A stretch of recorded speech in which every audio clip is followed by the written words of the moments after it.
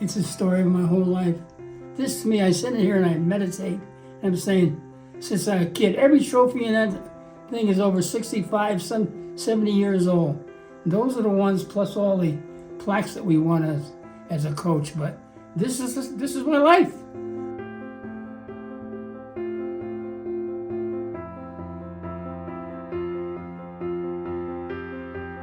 About a 6-year-old kid, every morning to wake up, across the way there was a woman called Millie McKenna. Patch on one eye, red hair, just a mess. And every morning I go, "Good morning, Mrs. McKenna." And she would yell back, "Don't good morning me, you little Porky. So the Porky whatever became Porky, and it's been with me ever since. The reason why I was successful, basically in generally, is because I had a taste of prejudice when I was a little kid. And growing up, being Portuguese, we only had about 50 Portuguese families in Bridgeport. So basically the Italians and the Irish were always up my wagon. So it kind of drove me to, I've got to be the best, I got to be the best. Believe it or not, when you were just 5 families with Portuguese, you were just treated different. Like how so? What would slangs, race? You weren't invited to certain parties. The Italians had their own clique. The Irish were brutal because they controlled the whole city. Back then in the 50s, the mayor, and they were tough. Irish, believe you, they looked down on everybody back then. So, and the Italians were. So, I was in a situation where, geez, not too many Portuguese, so I had to be really good at what I'm doing. So I worked like hell, and that was the thing that motivated me. You have to see his sports museum to really understand just how special an athlete and gentleman this man is today. And he's heading towards his 91st birthday. I see him quite often and reflect on so many great experiences that we both shared. Beginning with when he was at St. Anthony's High School in Bristol, he was the assistant coach to Frank Longo, and I remember him coaching the great Mike Bogoslawski of Channel 8. I'm in your corner. I'm Mike Bogoslawski, and I'm in your corner. But Coach Vieira, memory of that team and talking about that team when he was in Bristol. It was when I was, in 8th grade. So I remember those teams, but I followed his career, obviously, as a great baseball coach, but his legacy as a basketball player and just phenomenal. I'll tell you what I enjoy doing. My plan, other than my birthday, I have a saint, I call him a saint. I have George Grant coming over, who's with the Cincinnati Reds. He's been with the, involved in baseball for years and years. If you're honest and you look at the last century of sports in Connecticut, there's nobody who's had a greater impact on athletics, sports, competition, coaching, and helping young players than Frank Vieira. I mean, look at the greatest athletes in the history of Connecticut sports. I mean, go back to the Levi Jackson, the Floyd Littles, the Andy Robustellis, people like Bobby Valentine, people like Rich Diana, people like Calvin Murphy, people like Scott Burrell. They all have had remarkable careers. But what V had was a career on the court, on the field, and then one as a coach as well. Dan Gooley from Quinnipiac coming over December 9th after, basically a party for people with baseball, and we're going to talk baseball. So I have about 10 people coming over. You have to understand that Frank Vieira was the captain at the gate of college baseball here in New England in the Northeast in those years in the 60s and 70s, as well as the 80s. He was the guardian of college baseball in New England with John Winkin and Andy Baylock, Bill Holowati and Don Cook at Fairfield. This were a group of guys, of coaches in New England who had total respect for the game. When your mind is still active, I just talked to some guy who was in Happy Thanksgiving. He's 99. I said, oh my God. So I think it's all in your head, no question. I got my body's shot because of all the running and wear and tear on it. You know, I got 2 broken bones in my vertebrae. But hey, the key is you got to grind it out.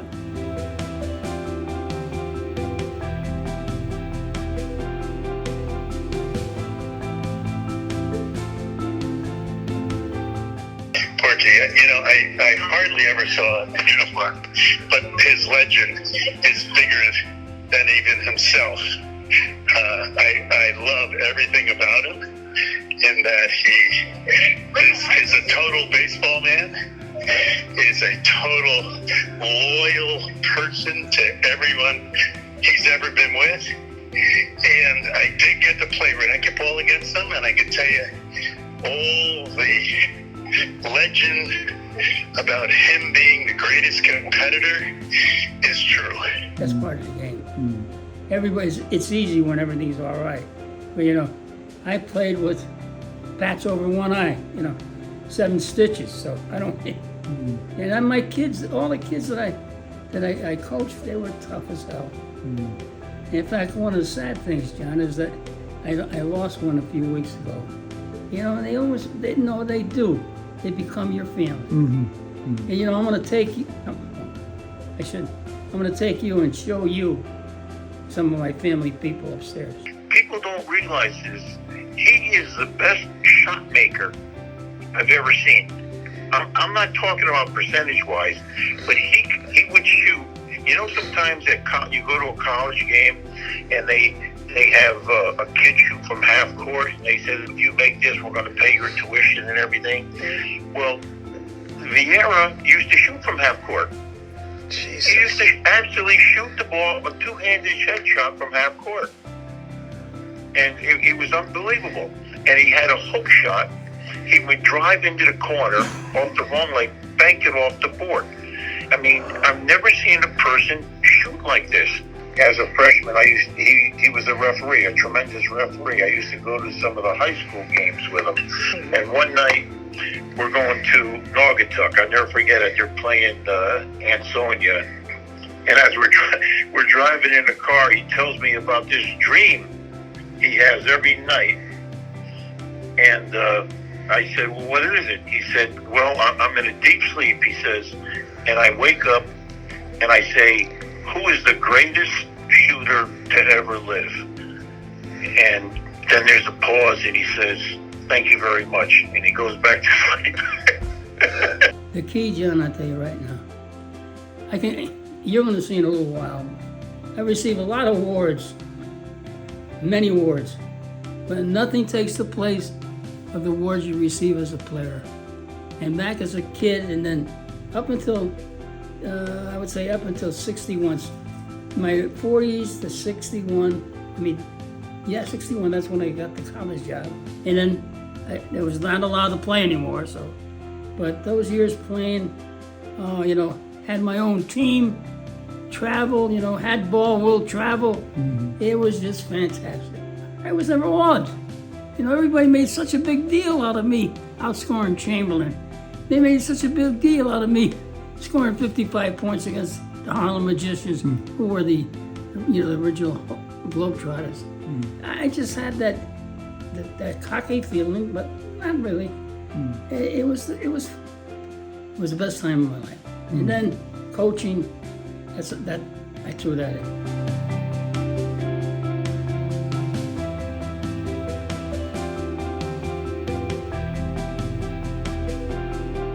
Oh, he's a hell of a coach. Yeah, he was a competitor, and he was that was good. It was great. That was a great run. He's played for how many years? He did a hell of a job, and to play him was tough to do. He was a hell of a competitor. Whenever we faced him, it was hell. The kid did a great job, and he was good. Bobby Knight from Hartford. Well, I must have seen him at least 15 times, because every different team, they would bring in Bobby Knight to try to guard me. So Bobby Knight, to me. No, when you say try, what does that mean? That means it was impossible. Okay, you know. Why was it so hard to guard you? Because I was so quick. Number one, and I had 3 shots. I had a set shot, I had a jump shot. And John, I had a running hook shot that I could throw 21 feet out. There's a photo over there. But, and all those guys from Hartford, they knew it, you know, but he was getting paid so much to try to come in and guard me. So it was just Bobby Knight, I thought, the best ball handler, you know, in our time, you know, and a wonderful, wonderful person. But it was a game. I would see him so much during the year, but that's the way it was. I had this attitude. No matter how much I drill them, no matter how much I push them, they're never going to be pushed as much as I push myself. So, you know, I had a set of rules, you know, that I lived by, and it was easy. And see, the one thing is, my rules, a dress code. I hear, if you didn't go by it, no problem. I'll see you later. You know, your locker was clear. My philosophy was treat the number one guy like you treat the last guy on the team.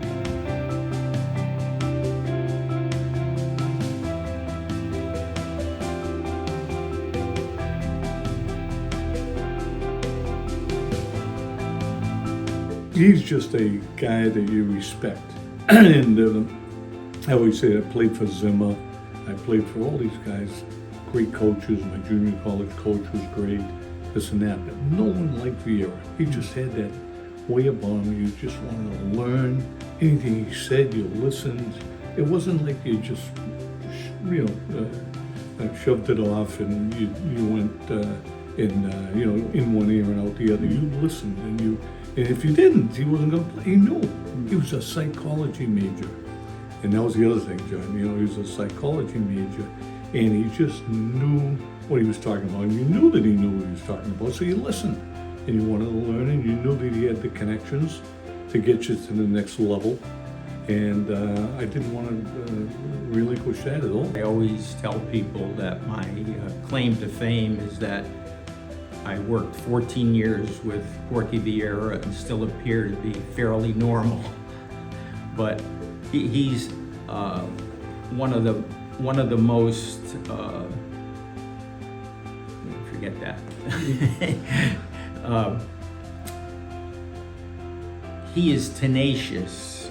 He was that way as a player, and that way as a coach. He's probably the fiercest competitor that I've ever seen, and it's kind of contagious. And he's a tremendous reader of people. He's got great instinct, and he's an outstanding motivator as a coach. He could certainly get the most out of all of the players, and he had that knack of knowing the right buttons to push.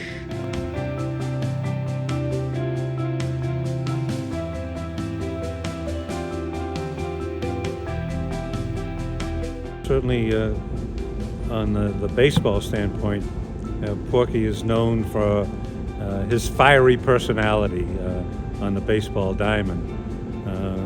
But you can translate that certainly to what he must have been like on the basketball court at 5'5". And on one occasion in the Catskills, he went against Will Chamberlain, and as Porky would tell you, he outscored Will Chamberlain, and it may have been 37-33. And on the occasion that I mentioned that to Porky, he said no, it was 38-33. His accomplishments on the basketball floor may have been overlooked by many as generations moved on by the phenomenal success that he had at the University of New Haven for his baseball. He helped my brothers a lot. They both pitched for Yale, and I think he had them, or maybe he was a rival of them. I know he was at New Haven when they played that city series. Right.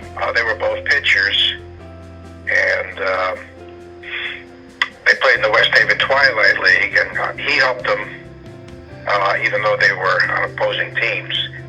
They're both pitchers, Frank and Charlie, and Porky really went out of his way to help them. Probably more than their Yale coach did. Just assume, you know, because I assume because the type of kid, I coached a kid, when I went out to recruit a kid, I looked at his talent, of course, but I also looked inside, saying, can this kid handle me? That was the key. And so I had a lot of them. We had 72 signed. We had 14 make the majors, so something had to happen. So fortunate. The greatest role model, the greatest male that I've ever met, and I met Ted Williams, I met, I was in front of, met Joe DiMaggio. The greatest male I ever met was my father. He was the epitome of what I think a male should be. Religious, kind, giving, hard-nosed, everything. And so I was ahead of the game because of him. Pride, he looked out there and you see those people in line during the Depression. I says, you're never going to be out there. We're going to work hard, so you're not. He just had anything that we ever did. If you send me out to help a plumber, don't you come home unless you did the best job you could. He was it. My dad was it. When I think of Porky Vieira, I think of Bridgeport's own. He was known for Bridgeport, but also when I was coming up, he was so supportive of me because he was official. He would officiate games, and I knew who he was, but I didn't know how great he was prior to my playing. But he always came up to me and said, "Hey, young man, you did a great job. Keep doing what you're doing." And I thought it was that kind of special because when you're popular yourself, you have a little ego. Porky shared that ego with me and said, "Keep doing what you're doing, Wall. You're a great wall player. You got a future ahead of you." So I think Porky was like a coach, which he was a coach. He was encouraging, and for me personally, he always had great things to say to me, and I think that was a plus for me. I had the honor of playing against Coach Vieira's teams. I had the honor of coaching against Porky when I was the associate head coach at Quinnipiac for a year. And then I got to umpire a lot of his games. I could tell you as a player, a coach, and an umpire, everybody had the highest respect for Frank Vieira. After one of the first games I worked for Coach V, he came up and said, "Would you mind if I talk to you?" And I said, "Absolutely not." He said, "Raph, you're 5'7", you're 5'8". You need to make yourself bigger behind home plate. When you come up with the strike call, you got to get your arm up. You can't be down in a crouch." And to this day, and I'm still umpiring, my out call is up here, so everybody in the park sees it. Thank you, Coach. Right now, I'm looking back now, it's because how many people I touched. That's number one. Number two, fortunate to have my wife, Laura. We just were like glue. It just happened, and people always ask how we met. It was. I could tell you how we met, but it was just not going to end. And they tried to separate us, the age, the whole thing, but we were inseparable. And it's been just fun and a lot of love, and it's been a great time. And he's a wonderful person, and I don't have to tell anyone that because they all come back to see him. But in general, I think the thing that really, I received so much, and I think my whole philosophy is to give. And what's happened to me now, John, I have a lot of my ex-ball players coming back and visiting with me and telling me that as tough as I was on them, it was good for them. They went to the next level in whatever they did. So I'm proud of that. I'm proud. I've had a great life. And, I'm looking to still continue to give.